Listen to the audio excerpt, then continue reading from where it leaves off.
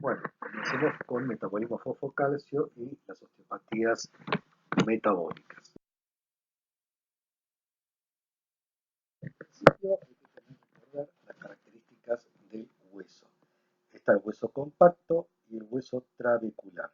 Con esta disposición que observamos, ya sea concéntrica o en fórmula de ángulo recto, es que eso le otorga al hueso la capacidad de resistir las presiones que se ejercen sobre el mismo, ya sea cuando se salta, ya sea cuando el animal está parado, etc. El hueso es un órgano flexible, no es con una rigidez absoluta, tiene flexibilidad y se tiene que expandir para absorber las presiones. Eso lo da el hueso compacto, lo da la expansión, y también el tolerar ciertas cargas lo va a dar el ángulo recto. Por otra parte, y ayudando en este mecanismo, es la matriz orgánica del hueso, que está constituido por el colágeno tipo 1 con forma de triple hélice. Esta forma de triple hélice es lo que le permite esa fortaleza, esa expansión sin llegar a quebrarse. Y además le da la estructura normal del hueso. En sí, hueso es el colágeno mineralizado. Si yo quito todo el mineral, toda la matriz mineral del hueso, no deja de ser hueso. Es hueso, pero sin el mineral. Esto es un concepto también importante. Por otra parte, hay que tener presente hormonas de impacto óseo, que van a ser las de acción osteogénica y las de acción osteoclástica. La mayoría tienen acción osteogénica, entre ellos calcitonina, paratormona, la vitamina D en la forma de 24-25, la tiroxina, hormona de crecimiento, corticoides, andrógenos, etc. Todo eso genera un efecto anabólico en el hueso. Ahora, de acción resortiva, fíjense que también está la paratormona, la 1,25 vitamina D y también los corticoides. ¿De qué va a depender que estas sean resortivas o osteogénicas? Depende, en el caso, por ejemplo, de la vitamina D, de la forma en que esté. En 24-25 es osteogénica. Como 1,25 tiende a ser resortiva, activa el osteoclasto. La paratormona depende de las pulsaciones que se tengan para su liberación y de las concentraciones liberadas. Recuerden que los receptores a paratormona se encuentran en el osteoblasto. Cuando la paratormona pulsa en un nivel más bajo, estimula al osteoblasto para que sintetice colágeno y deposite mineral. Por el contrario, cuando la paratormona pulsa en un nivel más alto, mayor en picos y mayor concentración, estimula al osteoblasto, pero para que sintetice una proteína, la cual va a activar la formación de los osteoclastos y ahí pasa a ser resortiva. Los corticoides, lo mismo, en concentraciones bajas tienden a ser osteogénicos, pero en concentraciones altas tienden a ser resortivos. Esto es importante porque respecto a la paratormona no hay que inhibirla, el hecho de bloquear la paratormona estamos quitándole el efecto osteogénico. Bien, recuerden que las paratiroides, las glándulas paratiroideas son 4 que se ubican detrás de la glándula tiroidea, en el caso de los animales cerca de sus polos y alguna en la parte central. Y como decía, la liberación de la paratormona va a variar durante el día y en forma pulsátil. Y lo que cambia esta pulsación son las concentraciones del calcio iónico y de la 1,25 vitamina D. Las concentraciones, por otra parte, de paratormona y de 25-hidroxi-D en el perro van a estar variando por grupo de edad. Si uno observa el gráfico, la paratormona se incrementa con la edad y en el grupo C, que son los animales de mayor de 10 años, adquiere la mayor concentración. Por el contrario, y en forma inversa, la 25-hidroxi-D disminuye también con la edad, siendo sus concentraciones menores a partir de los 10 años. O sea, incrementa paratormona y disminuye vitamina D con la edad. ¿Por qué pasa esto? Recuerden que, como vamos a ver, la activación de vitamina D es en el riñón y por lo tanto el envejecimiento de la masa funcional renal hace que disminuya la síntesis de vitamina D, su activación. Por otra parte, vitamina D es reguladora, como ya vieron, de la pulsación de paratormona. Si está baja, la paratormona va a pulsar más alto. Respecto al sexo, no hay diferencia entre macho y hembra para la paratormona, pero sí hemos visto, y esto está también en correspondencia con lo que se ve en medicina, es que los niveles de vitamina D en la hembra tienden a ser menores. Bien, entonces, acá vemos una gráfica de la regulación del fósforo y calcio, donde el incremento del fósforo o el descenso del calcio hacen que la glándula paratiroidea libere más paratormona, se pulse mayormente. Esta actúa en el riñón generando reabsorción fraccional de calcio en el túbulo contorneado distal y la principal acción es profosfatúrica, eliminación del fósforo. Por otra parte, activa a la 25-hidroxide para que pase a 1,25 vitamina D. Una vez que se sintetizó vitamina D, van a pasar dos cosas. La vitamina D estimula la resorción en el hueso de calcio y fósforo, como lo venía haciendo la PTH. Esto hace que aumente la calcemia, por lo tanto, la acción en paratiroides hace que la PTH empiece a pulsar más bajo. Por otra parte, el mismo incremento de la 1,25D hace que se empiece a inhibir la secreción de paratormona y empiece a pulsar en niveles más bajos. Por otra parte, 1,25D estimula la absorción fraccional de calcio a nivel del duodeno. En el resto del intestino, la absorción de calcio, fósforo y magnesio, como también de vitamina D ingerida, van a ser en forma pasiva.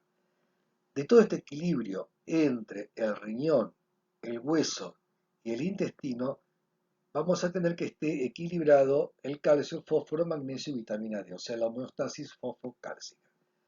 Vemos acá que también está la tiroides liberando calcitonina, cuyo efecto es inhibir al osteoclasto, y esta calcitonina se va a elevar con aumento de los niveles de calcio.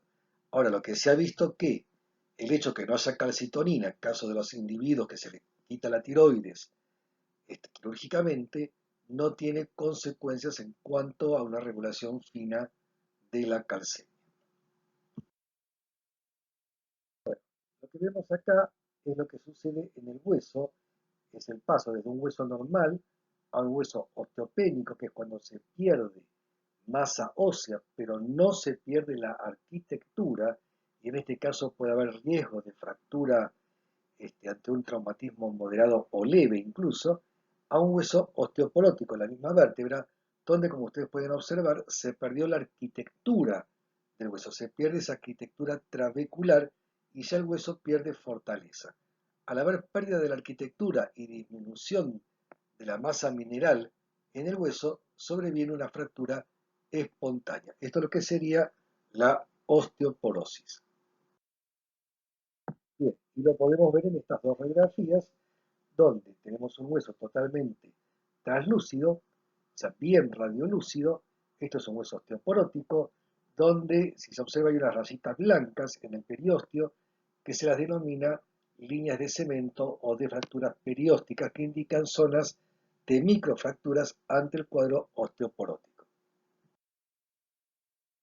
Bien, después de esta introducción, vayamos a ver lo que son los estados de hiperparatiroidismo secundario y los síndromes hipercalcémicos.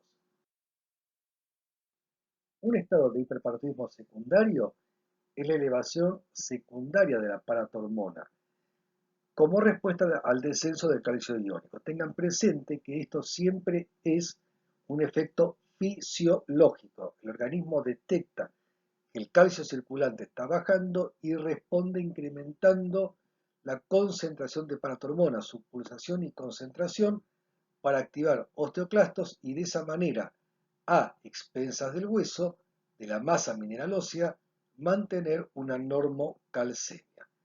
Por lo tanto, el estado de hiperpara secundario es la expresión de una enfermedad de base o de un desequilibrio nutricional que afecte al hueso o al equilibrio fosfocálcico.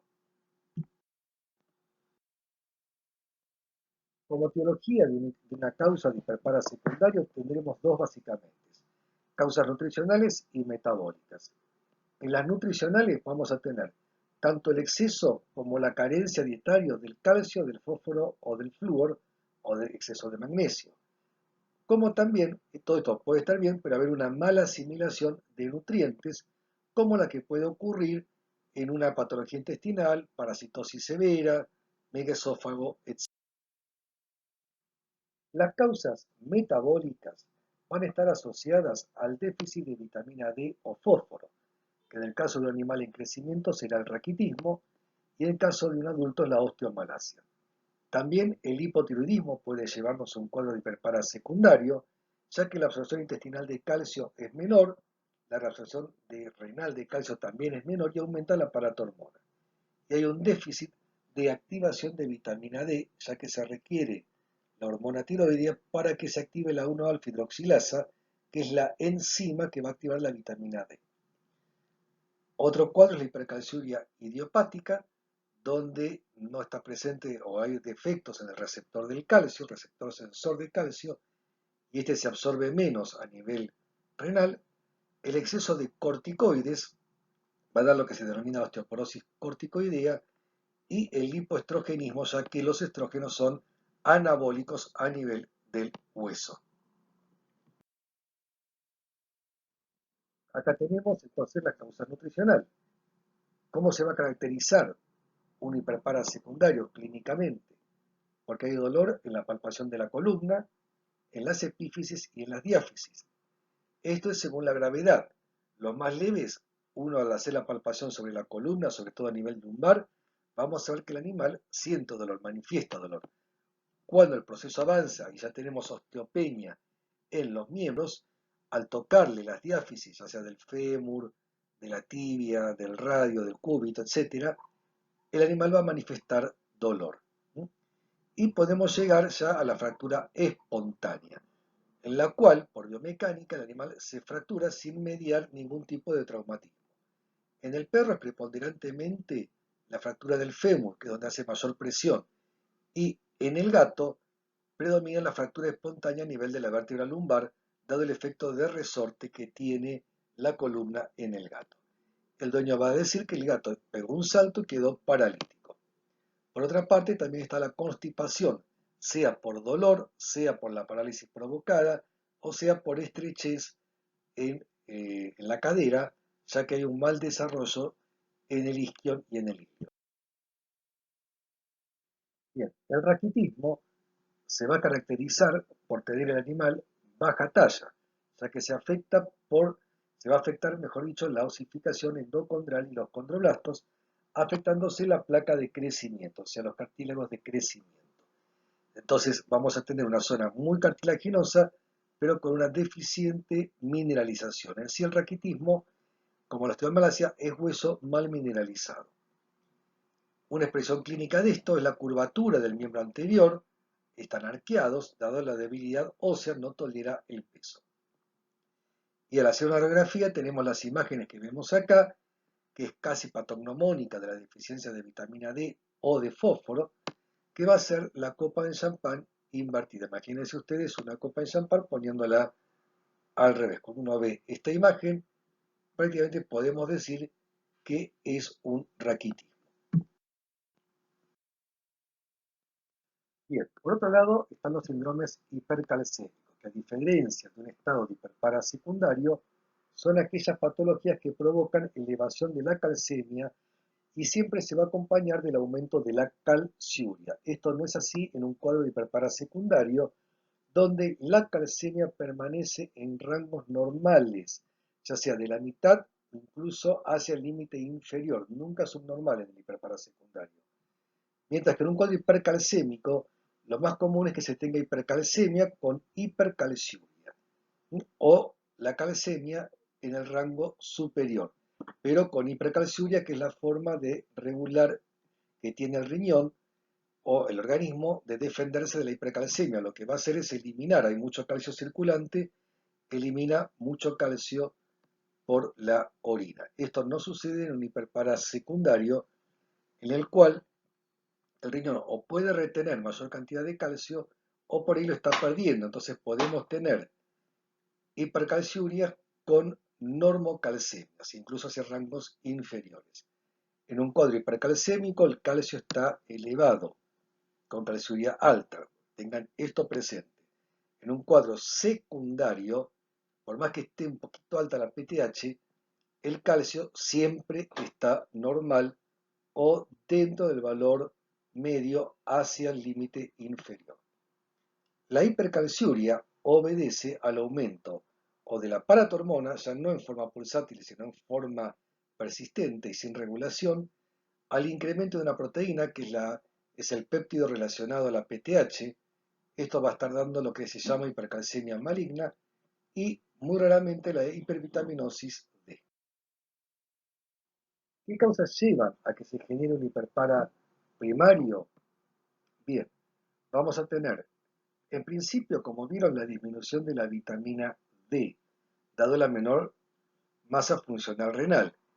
Esta disminución de la vitamina D, o también por menor absorción intestinal, hacen que la paratormona vaya perdiendo regulación y, como vieron en la gráfica, al principio de todo, aumenta la paratormona. Esto va a traer como consecuencia esta falta de inhibición, de regulación inhibitoria, una hiperplasia o la hiperplasia de las células paratiroideas. De la hiperplasia de la paratiroides, por mutación, se va a producir en alguna de las 4 paratiroides un nódulo. Y ya el nódulo pasa a ser autónomo. Empieza a secretar paratormona sin regulación de la calcemia. Y de ese nódulo posteriormente se puede pasar al adenoma de paratiroides. Incluso, aunque es muy raro, al carcinoma de paratiroides. Por cuanto la hipercalcemia maligna, por esa parte, va a estar asociado a ciertos tipos de neoplasias, tanto sólidas como hematológicas. Principalmente lo vamos a tener en el carcinoma mamario, linfoma, mieloma múltiple, carcinoma de células escamosas y otros carcinoides diversos capaces de producir el péptido relacionado a la PTH o PTHRP. Lo que va a generar la PTHRP cuando es producido por la célula tumoral es estimular directamente al osteoclasto. Entonces ya el osteoclasto empieza a tener mayor cantidad de células osteoclásticas activadas y una mayor agresividad en cuanto a la degradación del colágeno y a la resorción del hueso. Por otra parte, esta PTHRP juega un papel importante en lo que es la metástasis a distancia de un tumor sólido, como puede ser el carcinoma mamario, cuando impacta en el hueso, ya que se empiezan a liberar factores de crecimiento locales que permiten la replicación tumoral y, por otra parte, la mayor atracción de células tumorales hacia el hueso. Cada célula tumoral produce más PTHRP, activa mayor cantidad de osteoclastos y estos incrementan la resolución ósea ya en forma indiscriminada, hasta llegar al grado de osteoporosis y, por supuesto, durante todo este proceso la calcemia se va incrementando persistentemente. ¿Qué signos tiene un cuadro hipercalcémico? Un cuadro hipercalcémico va a empezar por poliuria polidipsia, ya que se afectan los receptores a la antidiurética a nivel del riñón, quedan totalmente bloqueados. La nefrocarcinosis, y luego, conforme avanza la enfermedad, se empieza a deteriorar la filtración, hay urolitiasis, osteoporosis y por último fractura. Con calcemias mayores de 20 ya es esperable que haya arritmias cardíacas, aunque no siempre, astenia, debilidad muscular. Esto es un dato clínico importante, igual que la hiporreflexia, porque el propietario puede decir que el animal se cansa cuando sale a pasear. No tiene tolerancia a un ejercicio moderado o leve, justamente por esta hiporreflexia. En situaciones mucho más graves puede haber vómitos crónicos, anorexia y hasta incluso úlcera. Pero recuerden, lo más importante, o sea, presten mucha atención a la presencia de poliuria polidipsia más nefrocalcinosis, como también si ya en todo este cuadro empiezan a aparecer urolitiasis con componente de calcio.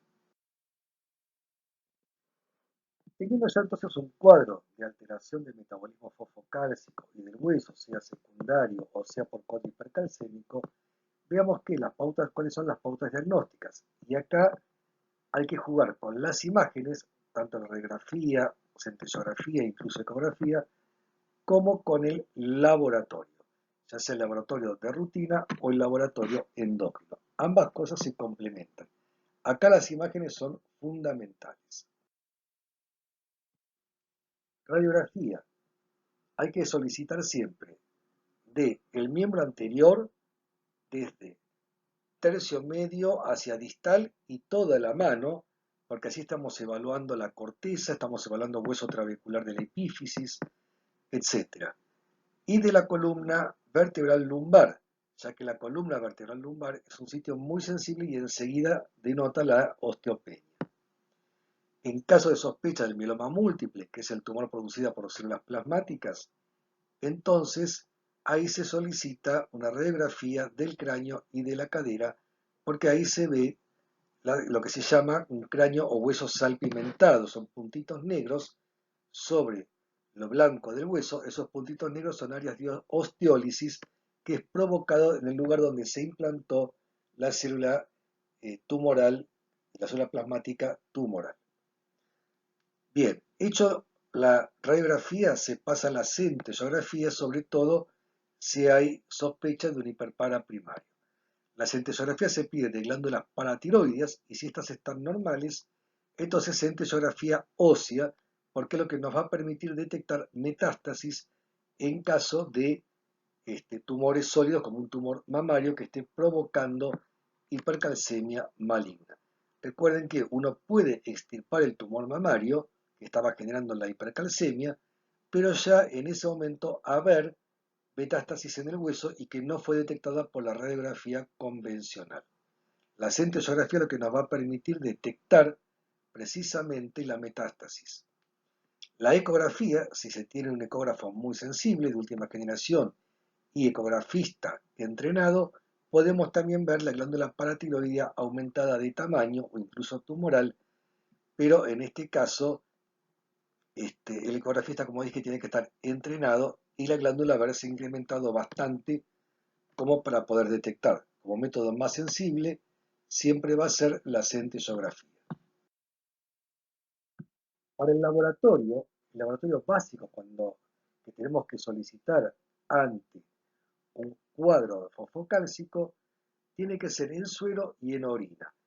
En suero es la fosfatasa alcalina porque nos indica el grado de osteogénesis presente. Si hay mucha osteogénesis, la fosfatasa va a aumentar porque la produce el osteoblasto, y este exceso de osteogénesis es porque el hueso tiende a reparar lo que el osteoclasto quitó. Entonces, a todo incremento de la resolución ósea le sigue un incremento de la formación. Y esto se va a ver reflejado por el incremento de la fosfatasa alcalina, sobre todo la de tipo óseo. La albúmina y proteínas totales. La proteína total elevada indica mieloma múltiple, muy elevada. Y por otra parte, la albúmina es necesario para relacionarlo con el calcio, como ya vamos a ver. También se solicita fósforo y calcio iónico. El calcio iónico es importante porque muchas veces el calcio circulante habitual que se mide puede estar en un rango normal, entre comillas, o cercano al límite inferior, y ya el calcio iónico estar elevado. Respecto a la orina, se solicita calcio creatinina en orina. ¿Por qué es importante la orina? Porque la orina refleja cuánto el organismo está eliminando de calcio o reteniendo. Yo puedo tener una calcemia aparentemente normal a expensas de que por orina o el riñón esté eliminando gran cantidad de calcio para tratar de mantener la normocalcemia. O esté reteniendo mucho calcio a expensas también de mantener la normocalcemia. En esta evaluación del calcio es importante en el suero hacer lo que se llama calcio corregido. El calcio corregido tiene dos fórmulas para ser utilizadas. Una es el calcio menos la albúmina, más 3,5, que es la más sencilla, y la otra es la que ven abajo, que se multiplica, se suma el calcio más 0,8 por 4 menos albúmina. En cuanto a la relación calcio-creatinina, esta debe hacerse en ayuna, o sea, se indica que el animal salga a caminar, orina, cuando viene, toma agua, que es lo más habitual, y 2 horas después o en la próxima micción se recolecta la orina sin tocar el piso. ya que esto va a informar el calcio que proviene del hueso, o sea, la resorción ósea. Si yo le doy de comer, entonces ahí voy a estar detectando el calcio que proviene del alimento. Hay que tener presente las causas que modifican la calcemia y la calciuria, que van a ser dietas ricas en calcio, o sea, es importante saber qué se le está dando de comer, si tiene algún suplemento dietario de calcio, jarabe, polvito, lo que sea. Si está tomando un diurético de asa, como la furosemida, porque esto promueve la excreción urinaria de calcio, o si por el contrario de antiacidas, ya que las antiacidas retienen calcio a nivel renal y entonces es factible que tengamos una hipercalcemia ficticia. Y luego también si le están dando no corticoides porque aumentan la excreción. Corticoides no solo por vía oral, sino inyectables por vía de colirio oftalmológico, gotitas o cremas.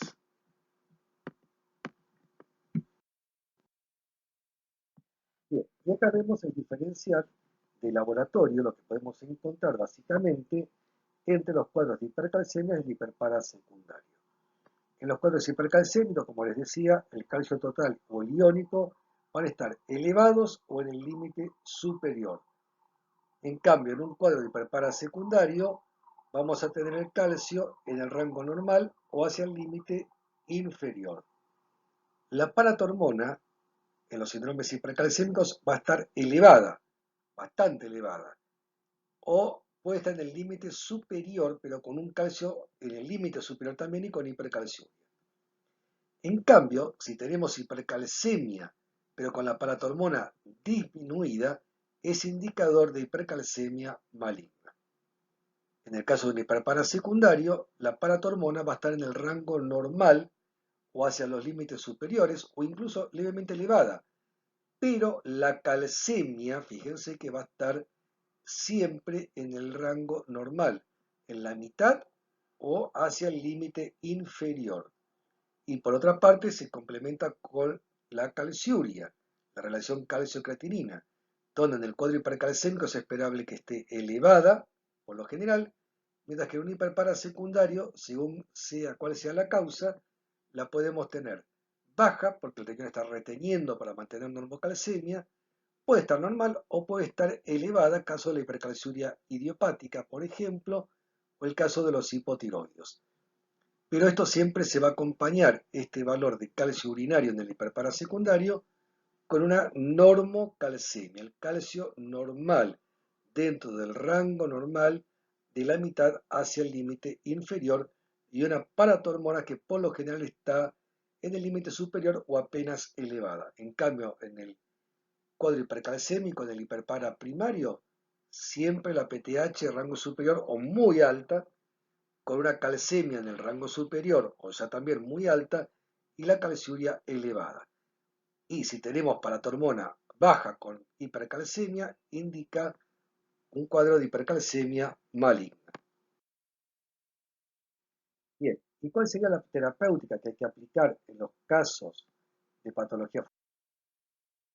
Bien, las pautas son, primero, tratar siempre la etiología de base, hay que corregir lo que está provocando la enfermedad. Recomponer la masa ósea para que no tengamos, obviamente, una fractura espontánea. Normalizar la homeostasis cálcica. Luego, hacer ejercicio terapia, ya que la masa muscular, las inserciones musculares tienen efecto osteogénico, estimulan al osteoblasto y estimulan así la regeneración del hueso. Y ayudarse con fisioterapia o acupuntura y por supuesto, si es necesario, generar analgesia. No hay que dejarlo con dolor para que no camine. Hay que darle analgesia porque eso baja el estrés, baja los corticoides y baja las prostaglandinas que son resortivas. En un hiperparasecundario de tipo nutricional, lo primero, una vez que estamos controlando el dolor y todo lo demás que ya dije, es corregir la dieta, darle la dieta adecuada. Y si está muy comprometido el hueso con riesgo de fractura, se aporta citrato de calcio con o sin comida o el carbonato de calcio, cualquiera de las dos sales. Pero si se da carbonato de calcio, tiene que estar apartado de las comidas. Nunca con la comida, sobre todo en un cachorro, porque el carbonato de calcio quela el fósforo. Y conviene agregar vitamina D2, el raquiferol, 400 unidades totales por semana en una sola toma. O sea, por ejemplo, todos los lunes le doy una gota. Si el animal está enfermo de raquitismo por déficit de vitamina D, entonces se da la vitamina D o calcidiol, pero en este caso las 40 unidades por kilogramo se multiplican por 7, o sea, la dosis total semanal, pero que se le da a tomar en un solo día, como está acá indicado en el ejemplo. Además, se agrega el citrato de calcio ultradenso, 400 miligramos, 1 o 2 veces por día. Y si se va a dar carbonato de calcio lejos de la comida, recuerden que en el raquitismo necesito del fósforo. Si yo le doy carbonato de calcio con la comida, quela el fósforo y estoy generando un raquitismo hipofosfatémico, ¿no? Y si este raquitismo fue por déficit de fosfato, como puede ocurrir, entonces hay que corregir esto y la forma de aumentar el fosfato es dándole carne en la comida hasta controlar la enfermedad. Si es un cuadro de osteomalacia por insuficiencia renal crónica, entonces acá lo que se da es vitamina D3, el calcitriol. Yo tengo que dar la vitamina D3 activada. El calcidiol se va a activar en el riñón, pero la vitamina D3 ya la doy activada y se da como se indica en este caso todos los días. Y acá sí, en insuficiencia renal, se da carbonato de calcio con el alimento, con el propósito de quelar los fosfatos. Hay que bajar el nivel de fósforo, ya que en la insuficiencia renal crónica el fósforo está elevado.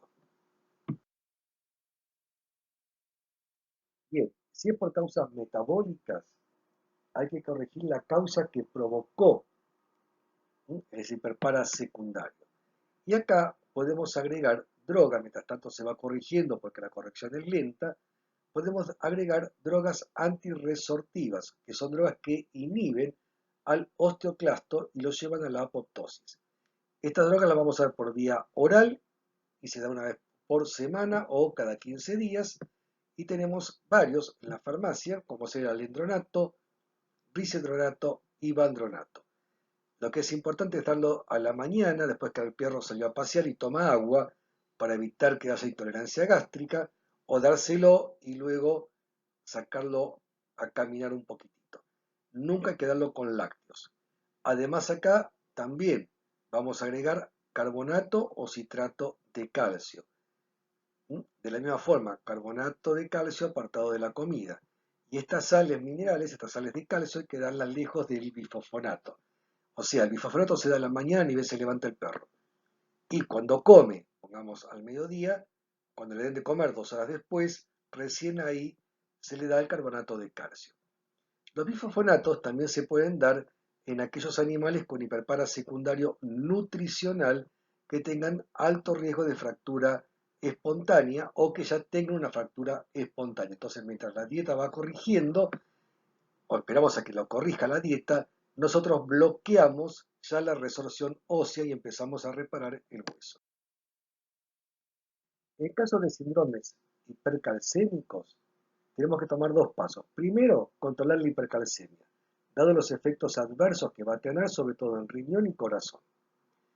En este caso, el bifosfonato que se va a utilizar es el pamidronato y se lo da por vía endovenosa lenta. Tiene que pasar aproximadamente en 4 horas. El bifosfonato, si no, va a provocar lesión renal. Entonces se coloca la ampolla de bifosfonatos en un sachet de solución fisiológica en 500 mililitros. Se pasa estos 500 mililitros, en caso de un animal de 10 kilos para abajo se da medio sachet y hacemos 3 ciclos de esto, una vez por mes, controlando la calcemia hasta que el calcio, como también la fosfatasa alcalina, hayan disminuido. Esto se puede acompañar, sobre todo en casos severos de hipercalcemia, agregando furosemida porque aumenta la excreción de calcio. Obviamente, si tengo un riñón comprometido con nefrocalcinosis o formación de litiasis, está contraindicado. Si no se toleran los bifosfonatos, se puede dar la calcitonina.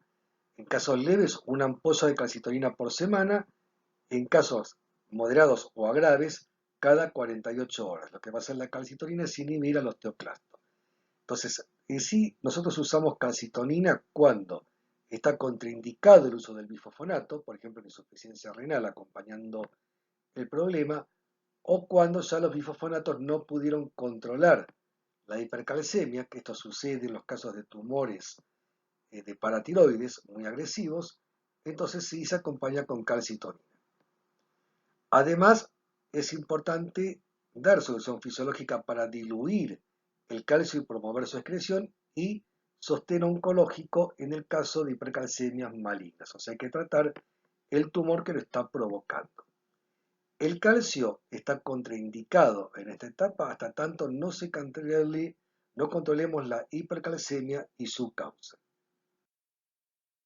Bien, y el segundo paso va a ser lo siguiente. En caso de neoplasias extraparatiroideas, las que generan la hipercalcemia maligna, hacer la extirpación quirúrgica del tumor sólido, caso del tumor mamario o de un carcinoma de células escamosas, por ejemplo.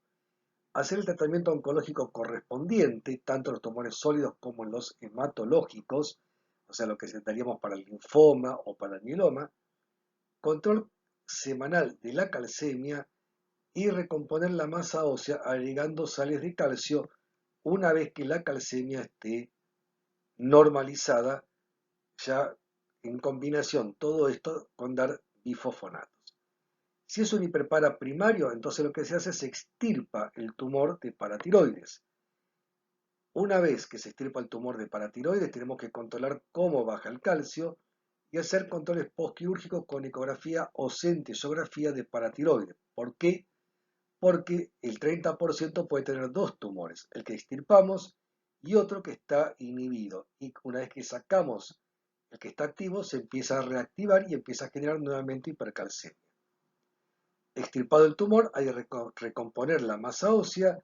En este caso, vamos a agregar postcirugía citrato de calcio en dosis muy altas y le vamos a ir disminuyendo paulatinamente hasta que veamos que tenemos valores normales de calcemia y que el perro no nos va a hacer ningún cuadro de tetania por hipocalcemia. Muchas veces quedan muy afectados, sobre todo si se quitan dos glándulas paratiroideas, entonces siempre hay que acompañar con un poco de citrato de calcio o carbonato de calcio, quizás con 200 o 400 miligramos diarios, que es lo habitual para mantener la normocalcemia, más la paratiroides que puedan generar las glándulas remanentes. Otras veces, las glándulas remanentes tienen trabajo suficiente para mantener la normocalcemia. Y con esto hemos terminado brevemente lo que es la patología del hueso.